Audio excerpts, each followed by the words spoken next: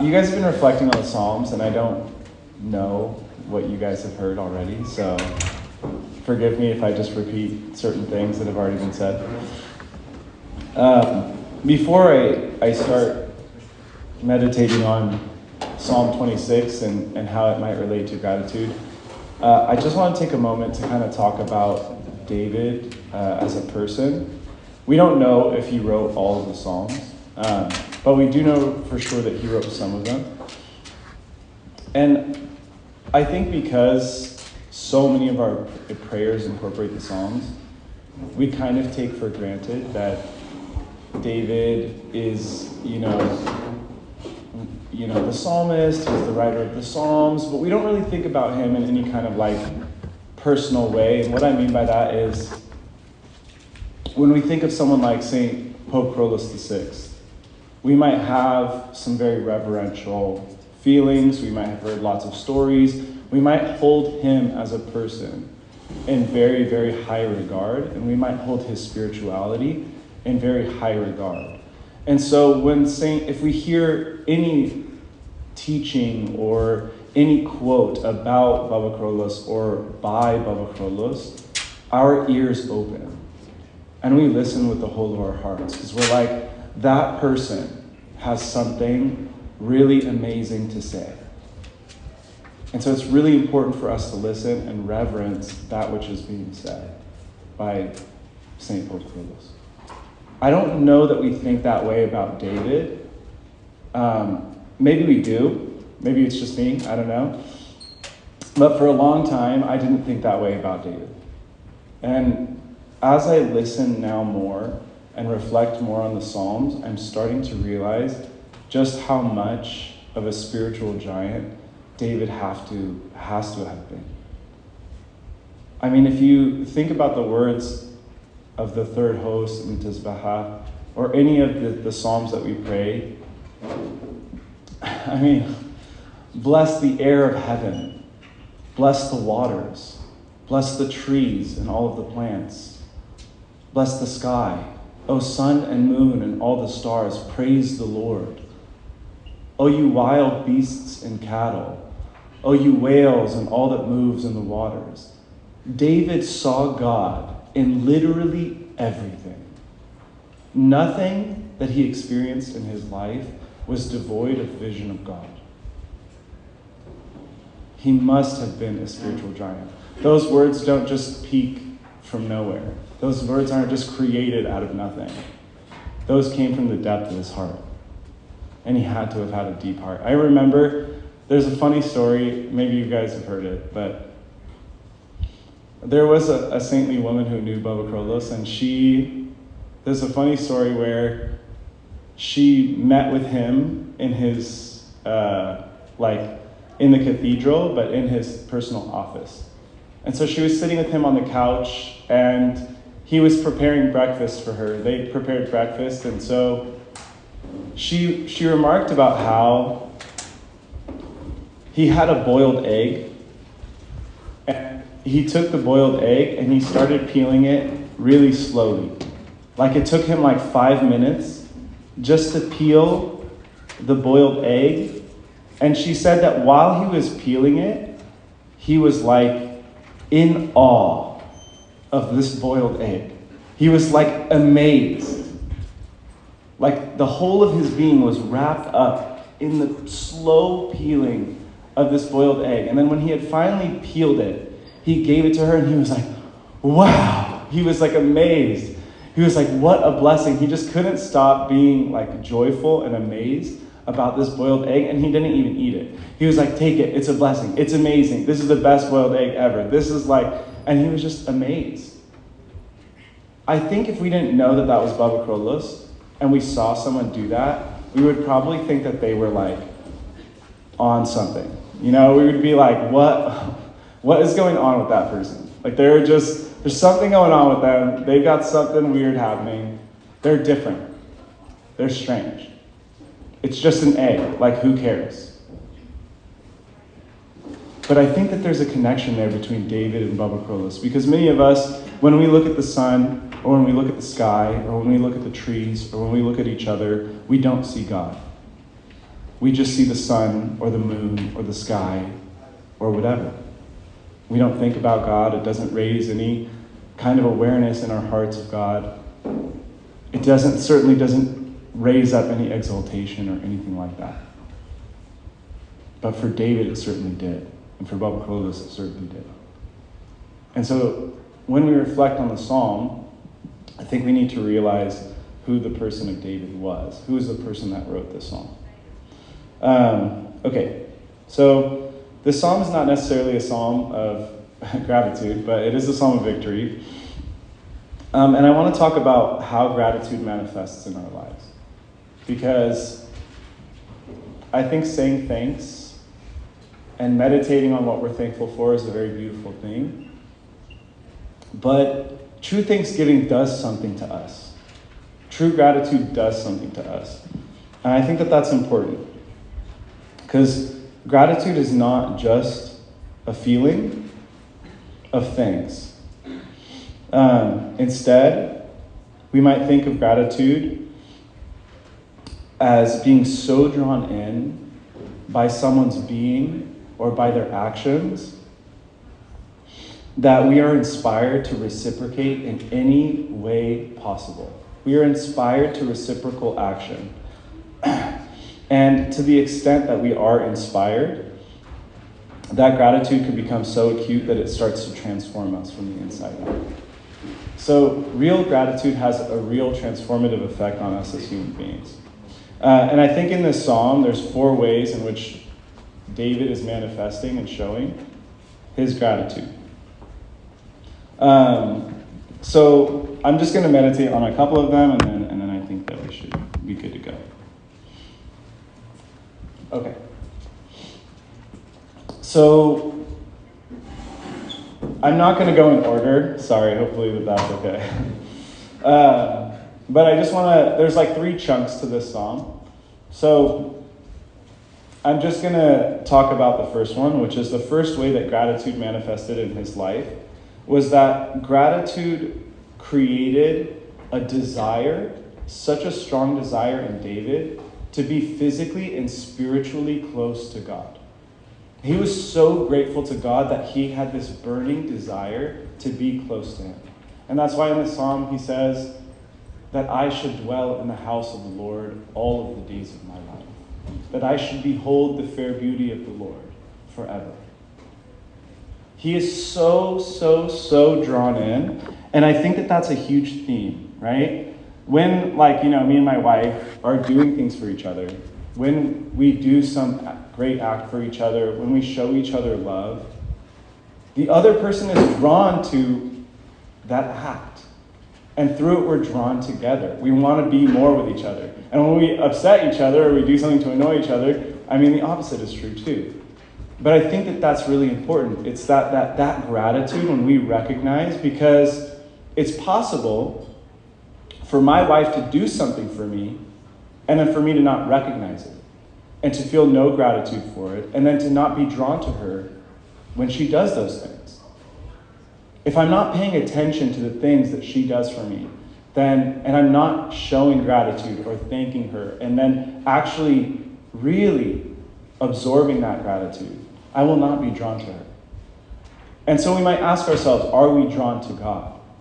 Because if we say thanks, thank you God so much for this or that, thank you for my parents, thank you for my family, thank you for the church, thank you for all these things, but we aren't drawn, it doesn't draw us near, then our gratitude might not be a deep-seated gratitude.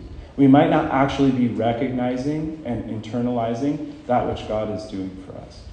So, but David, he clearly was. He was so deeply attracted to God. And I think that was born out of gratitude. Lots of the saints experience the same kind of pull to God. So I'll just read one quote. I think it's kind of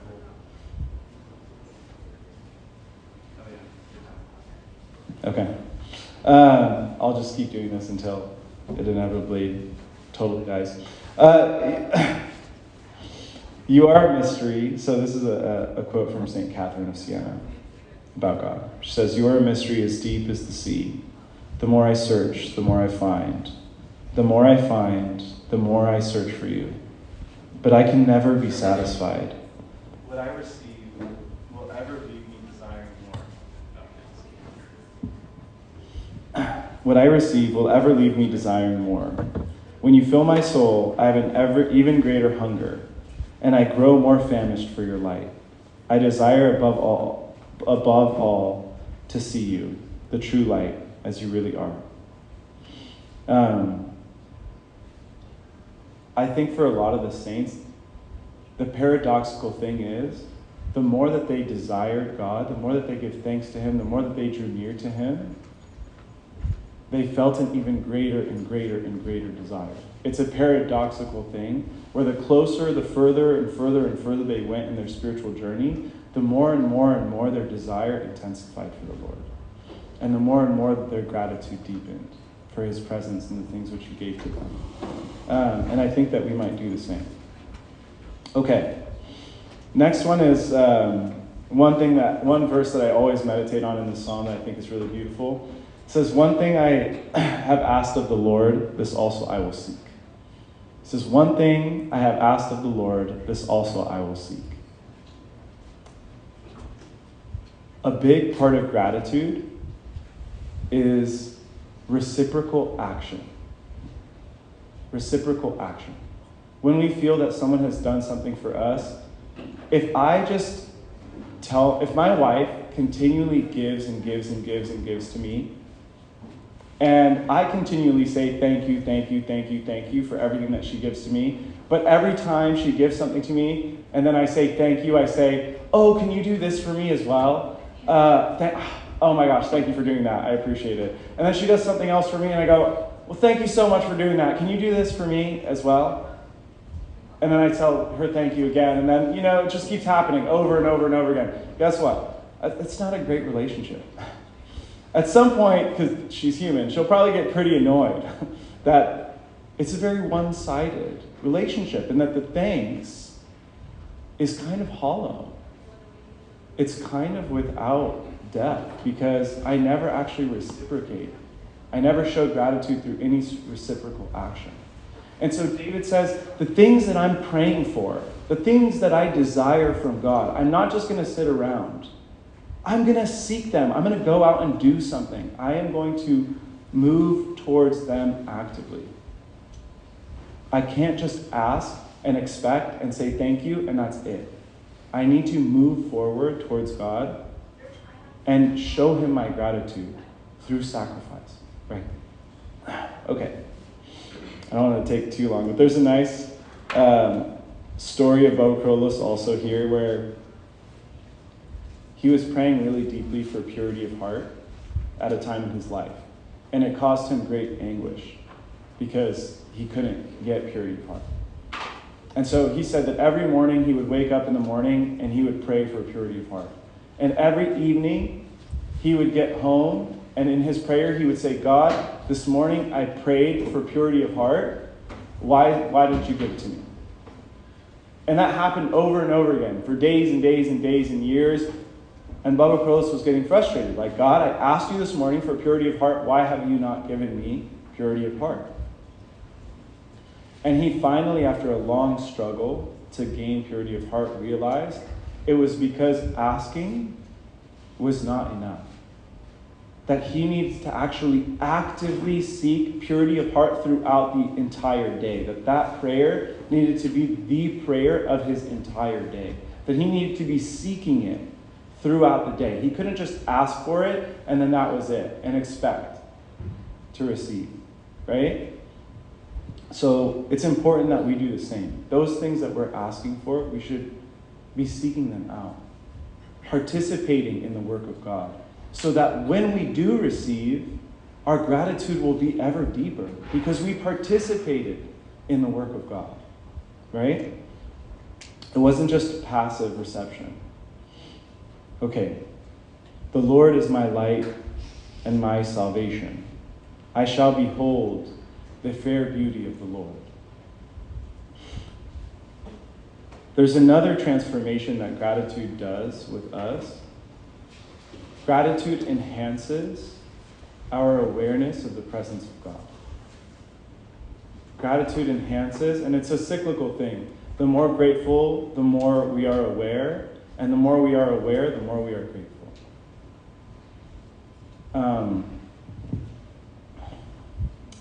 I want, hopefully you guys can bear with me.